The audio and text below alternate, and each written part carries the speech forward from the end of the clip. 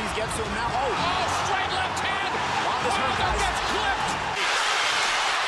Has Joshua hurt in the corner? Joshua is hurt. He's staggered. Ortiz emptying the fusillade here in the 7th round. Deontay Wilder in trouble. Threw one punch, and that was at the very end. Oh, that hook. Almost landing in the right hands from Ruiz. And now the brother In trouble. Will he survive the round? He does.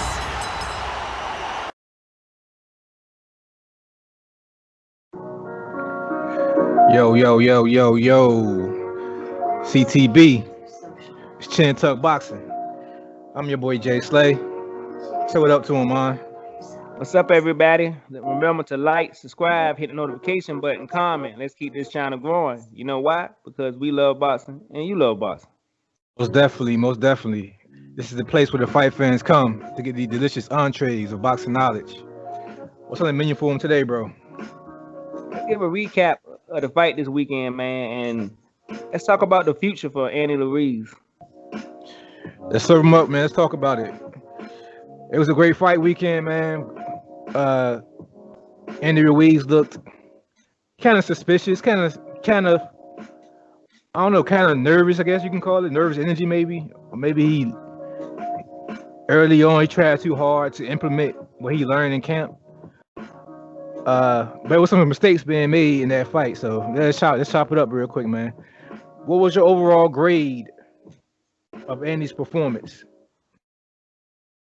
I would give Andy a B minus. I give him a B minus.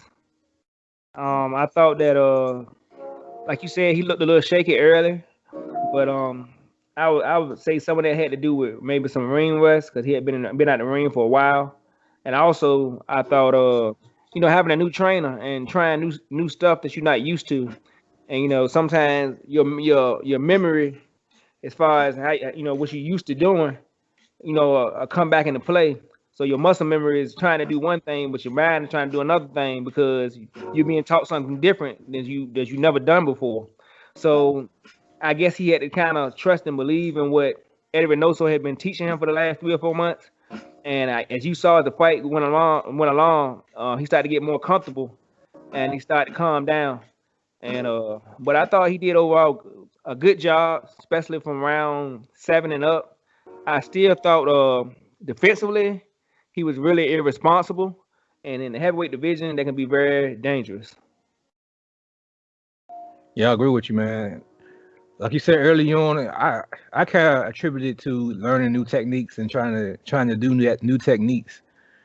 But I also give Arreola credit for his improvement, man. They did a good job. Goossen did a good job with him, with Arreola in his camp, man. He looked like a whole different fighter, man. But my grade for Andy probably would be a C. I'm gonna give him a C. Only because, like you said, he was defensively irresponsible a lot in this fight.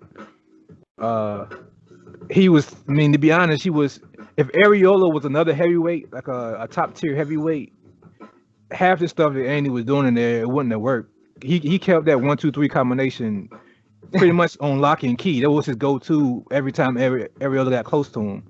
It was just Arreola would get close to him and wouldn't do anything. He wouldn't throw, he'll block 2 punches and then back up and get caught by the hook at the end. That happened a lot in that fight.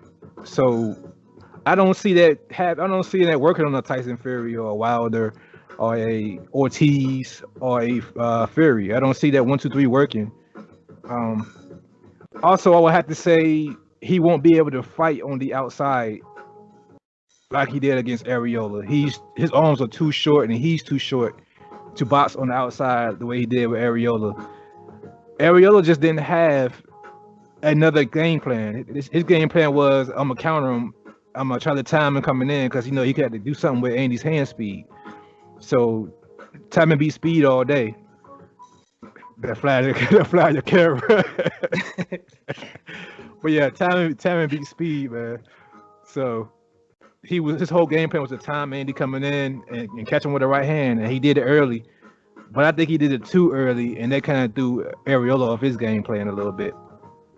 But speaking of Arreola, what was your grade for him? And Goossen and Ted Goossen, how would you rate his improvement of Arreola? I gave him an A minus. he was a totally different fighter, man. Like you could see it. He was a lot more patient. Like his work rate was down a lot, but I understood why. I thought also he was, to me, defensively, he was way better. Because, like you said, I mean, as tough as he is, he's one of the toughest fighters, and he has one of the best chins in the heavyweight division. He's known for blocking punches with his face. He's known for being in wars. He's known for trading punches and not putting his hands up. And in this fight, he somewhat had decent defense compared to what we've seen from him in the past. And I thought his stamina, it kind of faded in the later rounds. It didn't have a lot of, I guess, zip on his punches, but it could have been because he started complaining about his shoulder around round 5 or 6. He got hit in the shoulder, and a couple times you saw him shaking it off. So I don't know if that had something to do with the pop on his punches, but even though he was still active, he didn't have any more pop on his punches to really hurt, Andy in the late part of that fight. So I don't know if it's because of his age or him being 40, or could it have been because he suffered a shoulder injury. But I thought it was gonna be his going out fight. I said he's getting a pay-per-view fight, for the Mexican fans, him and Andy. I said this is a good farewell for a guy that put in a lot of work in boxing. And I was thinking to myself, after this fight, this probably gonna be his last fight. But after watching him fight this weekend, I still think he can fight, C-level, B-level fighters, or fighters just trying to prove that they can be on the elite level, maybe can fight Chris. So I kind of came away thinking he still got a little bit left in the tank, and I wouldn't mind seeing him again because it was an interesting fight, especially for the first 6 rounds. Yeah, I agree. I was really surprised. I think we both picked Andy Ruiz by stoppage. We thought that it was going to be ugly for Arreola. We thought he was going to leave bloody like he normally does, and Andy Ruiz was going to make a big splash in the heavyweight division with his new and improved skills. But he kind of ran on that parade, man. He kind of, him and Goossen, I get Goossen a lot of credit, like I said earlier. They had a game plan not to let Andy shine. They wasn't going to let Andy shine on Arreola like that. And it worked, man. It worked. He left. This is the first time in a long time I seen Arreola leave a fight with nothing but bruises under his eyes. Like he had no cuts. He wasn't swollen. His nose wasn't bleeding or nothing. He looked like he looked like Andy looked. He looked kind of like he just got in a sparring match, pretty much. Got his eyes a little welted a little bit, and that's to me that by itself, I give him a B for. Just if I had to grade him based off of what I normally see him do, I would give him a B. But if I had to grade him based on what I expect a heavyweight to be at that level, I would probably give him a C, possibly. Like you said, around a little lower. Yeah, a little lower. I give him like around a C. But him being 40, man, it's showing that an old dog can learn new tricks, man. Because people say when you usually hit the 30 to 35 mark, it's kind of hard for a boxer to pick up new technique. But a lot of, I don't see why people say that, because you had like Floyd Mayweather who changed his whole game plan around that time, his whole fight style. And now Arreola at 40 changed his whole fight style and looked a little younger in there. He was the lightest he ever been in his whole career, and he showed he took this fight seriously, man. And Ted Goossen had him working. So kind of like you said, man, I'm gonna throw a name out there for you. Now that you mentioned Arreola possibly fighting a C-level fighter, what you think about a Chris Arreola versus Otto Walling fight? I think it'll be a good fight. I think Walling will win. I think he would look good doing it. I think he would outclass him and maybe win 10 rounds to 2. And maybe Chris catches him a couple times, maybe. But Walling, man, he really got a lot of respect for me. I really think he's a kind of heavyweight in the division. I don't think nobody's gonna fight now. I think he's gonna be ducked and avoided because it's a high risk, low reward for Walling. But for him and Chris, that would be a good fight, man. But I don't see it happening. But I would like to see it. I kind of do see it happening. I think if Andy don't get the rematch, well, he probably won't. If Andy don't get the Arreola rematch, and Arreola is serious about continuing to fight, it ain't gonna be too many other heavyweights that will get credit for beating Arreola at this point, other than Otto Walling. It'd be a good stay busy fight for Otto Walling. He did just beat in a dominating fashion what's the guy's name? Brazil. Brazil, Dominique Brazil. He did his pretty much shined on him and frost on him. Mhm. But I think I'm gonna be honest, man. I think Arreola a better fighter than Brazil, man. Especially that slow Brazil we saw in that fight. I think Arreola is a way better fighter than Dominique Brazil showed to be. So I wouldn't mind seeing that fight, man. But on to the next matchmaker, Andy Ruiz. His name has been circulated. We're possibly fighting. Well, fans are saying fantasy matching. Deontay Wilder and Andy. They talking about the possible trilogy with AJ, and they talking about possibly Luis Ortiz as a match. Which one of those 3 fights would you prefer, and which one of those 3 fights you think he has a better chance of winning? As far as the one I would prefer, the next fight I would like to see him fight, it's probably Ortiz. Because I feel like Wilder has a lot going on with his arbitration, and so I feel like he's focused on fighting Tyson Fury right now. Now, if that falls through, then I probably would want to see him fight Wilder, but I think he has a better chance of beating Ortiz. But the crazy thing about it, if he fought either, I would favor Ortiz and Wilder over Andy after what I saw on Saturday. As far as Joshua, I would say that the third fight is not going to happen. I don't think a third fight will happen, but him and Wilder would do pretty good numbers too on pay-per-view. So, I mean, if that Wilder and Fury chapter is closed and they decide to settle whatever they decide to do, and Wilder is moving on to another fight, it will make sense for Andy and Wilder from a lucrative standpoint to fight next. I think it would do great numbers on pay-per-view. He's bringing a Mexican fan base.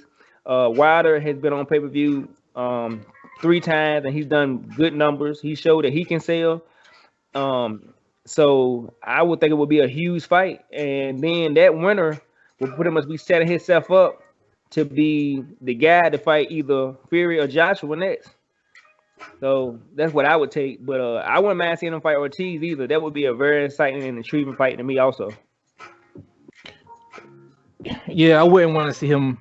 I really want to see him fight the third fight with Joshua. I think not right now anyway, not next. I still want to see AJ fight either Fury or Wilder. I still want to see those 3 fight each other. Like, to this day, I still want to see Wilder get a trilogy with Fury. I still want to see AJ fight Wilder. I still want to see Fury fight AJ. Like, I want to see all 3 of them guys fight each other. So I don't want to see Andy join that mix of those 3 until they're all that settled. Kind of like you said. Anyway, with Wilder, he's stuck in arbitration. We probably won't know anything until later this month on how that turned out. What's the verdict for that? So if Andy wants another big fight, man, it would have to be Ortiz, which is probably my preferred fight to see him fight right now. People are really big on Ortiz beating him. I'm gonna be honest, man. I don't think it's gonna be that easy for Ortiz to beat him. Ortiz is slower. Ortiz is southpaw. They about the same height. I think Ortiz probably got a slightly better reach advantage. But Ortiz is slower, man. He's not slow. I don't want to say he's slow. He's not slow. But he's slower than Andy. And he'll sit in the pocket with Andy, and that could be trouble. Well, go ahead. No. The only reason I favor Ortiz is because of what you said about Andy. He reminds me of Amir Khan. He throws too many punches. Oh yeah. And Ortiz, even though he's slow, he has great timing and is great counterpuncher. And if he throws 3 straight punches like he did against Chris, and Chris is slow too. If he throws 3 punches, Ortiz is gonna knock him the hell out. So yeah, I don't. If he come with that same game plan, but of course, it'll be his second fight with Eddie Reynoso. So he probably gonna clean some stuff up. So maybe he underestimated Chris and just thought he could just go in there and just overwhelm him, and he wouldn't try that with Ortiz. So I know it's a lot of question marks, which makes the fight interesting. I think he would try with Ortiz. I think after this performance that he had with Arreola, I think he's gonna be more than willing to make a bigger splash, because it didn't turn out how he wanted it to. Like they held his whole game plan laid out. yeah, we're gonna put you on pay-per-view against Chris Arreola. You want to stop Chris Arreola, knock him out, look spectacular, and your name gonna be mentioned with the Wilder, Fury, and AJ's. Once you do that, that didn't happen for me. That didn't happen for the fans. The fans are not talking about him fighting Ortiz or a rematch with Arreola. That wasn't part of his game plan. So I think if he does go in there and fight Ortiz, he's going to go in there and make a splash. He want to go in there and beat Ortiz worse than Wilder did. The way I feel, kind of the same way he probably was trying to do with Arreola. He was trying to beat Arreola worse than Wilder did, but it didn't turn out that way. But the only reason why I said it'd be a closer fight, because number one, when the last time we seen Ortiz fight? It's been a while. Ortiz been out the ring. He's already 40 plus years old. Yeah. So we don't even know. Yeah. And he's 55, so yeah. I don't think he's that old, but he's old. He's up there in age, man. So we don't know how he's going to look at all. Like you said, timing does beat speed, and if Andy going there with that 1-2-3 combination on repeat, he might get caught by a straight left and gets put to sleep by Ortiz. But it depends how Ortiz, man. That age factor, man. We both know about it, man. When you reach 30 plus, shit start to change. So we know we hit 40 plus, shit start to change. When you get close to 50, shit start to change. And I think Ortiz at that point where staying in shape is going to be a task for him, especially when he's not motivated or not in a fight. It's been a while since he's been in a fight, so I mean, he came to the fight. What I saw on camera, he looked fairly in shape, but you really can't tell if somebody get in that ring how their stamina gonna react. But anything else you want to throw on this topic, man? On this big fight call we had this weekend, and I think we covered it all for right now. There you go. With that being said, this is your favorite channel. This is CTB. This is Chin Tuck Boxing. I'm your boy Jay Slay. Say peace to him, man. All right, everybody. Remember to follow our Facebook page at Chin Tuck Boxing, our Instagram page at Chin Tuck Boxing 757, our TikTok at CTB757. All our social media will be in the description. We just leave it like that. Okay. Yeah. All right. And let's remember the like, man. Hit the notification button and subscribe. The little logos at the bottom of it. Just click on it. So when you hit the logo, just hit the subscribe button, man. Let's keep this channel growing. Tell your friends about it, your brother about it, your mother about it, everybody about it. You know why? Because we love boxing and you love boxing. But most of all, God, peace, and love, and we out of here.